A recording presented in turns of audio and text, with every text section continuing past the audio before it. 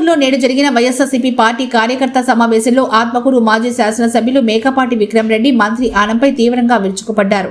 రాష్ట్రంలో ప్రభుత్వం చేస్తున్న ప్రతి పని కూడా తమ ప్రభుత్వం పనులను మార్చి చేపడుతుందని, బ్రిటిష్ కాలం నాటి భూములు సర్వేను సరిచేస్తూ ల్యాండ్ టైటిల్ విధానంలో రైతులకు వారి పొలాల రీసర్వే అనంతరం అందించిన పాస్ పుస్తకాలపై తప్పుడు ప్రచారం చేస్తున్నారని, కేవలం జగన్మోహన్ రెడ్డి ఫోటోను చూపిస్తూ దాన్ని తొలగించే ప్రయత్నంలోనే వారు పుస్తకాలపై తప్పుడు ప్రచారం చేస్తున్నారన్నారు. ప్రతి ఒక్క పథకంపై ఉన్నవి లేనట్టుగా, లేనివి ఉన్నట్టుగా అబద్ధాలు చెప్తూ ప్రభుత్వం ప్రతిదాన్ని రాజకీయం చేస్తుందన్నారు. కులాల ప్రస్తావన చేస్తూ ప్రజలకు అందుతున్న సంక్షేమ పథకాలను ఎగవేతకు పథకం పన్నుతున్నారని తెలిపారు.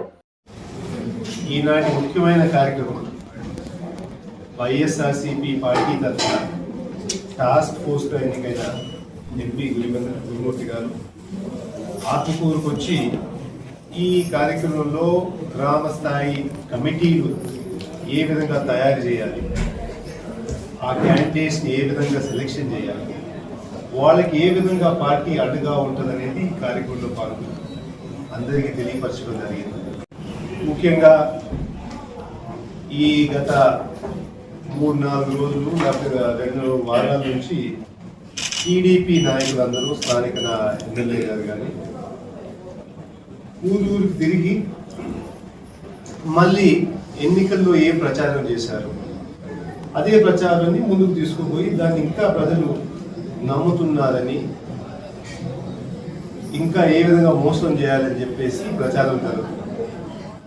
ఇది ల్యాండ్ టైటిలింగ్ యాక్ట్ గురించి ఎక్కువగా ఆ ఎన్నికల ముందు 10 రోజుల ముందు ఏ విధంగా ప్రచారం చేసి మీ భూమి మీది కాదు అని చెప్పేసి ప్రచారం చేసి ప్రజల్ని ఏ విధంగా తప్పుదారి పట్టించారు, దాన్ని 1 సంవత్సరం తర్వాత కొత్త పాస్బుక్ రూపంలో తీసుకొచ్చేసి పాత పాస్బుక్ దొంగ నోటు, కొత్త పాస్బుక్ మీకు ఇది అసలైన నోటు అని చెప్పేసి ప్రచారం చేయడం.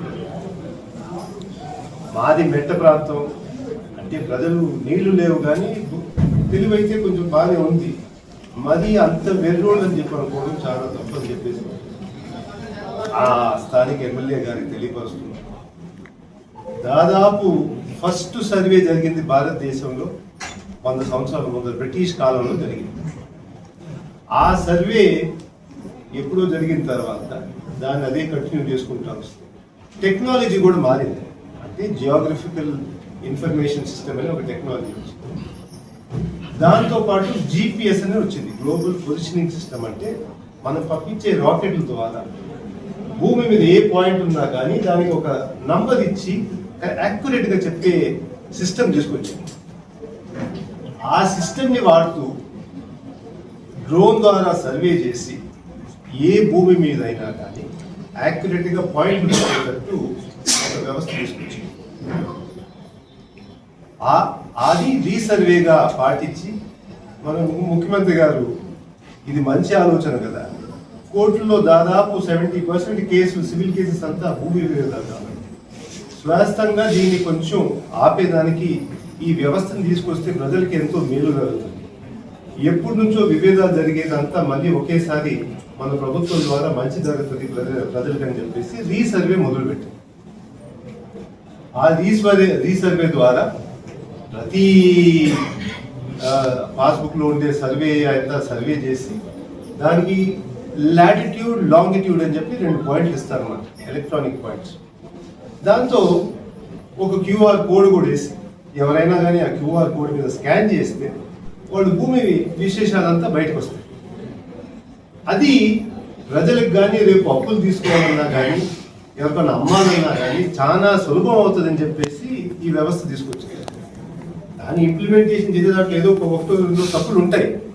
ఎందుకంటే ఎప్పుడో ఆ బౌండరీలు కొంచెం మారి ఉంటాయి, వదలు వచ్చినప్పుడు ఏదో జరుగుతుంది, రకరకాలు జరిగాయి. కాబట్టి ఆ రీసర్వే చేసేటప్పుడు ఏదో ఒకటి గొప్ప తప్పులు కూడా జరుగుతాయి. అప్పుడు జరిగేటప్పుడు మేము కూడా అందరం మెచ్చుకున్నాం, మా లోటోళ్ళం కూడా కొంచెం సలహాలు కూడా ఇచ్చాం.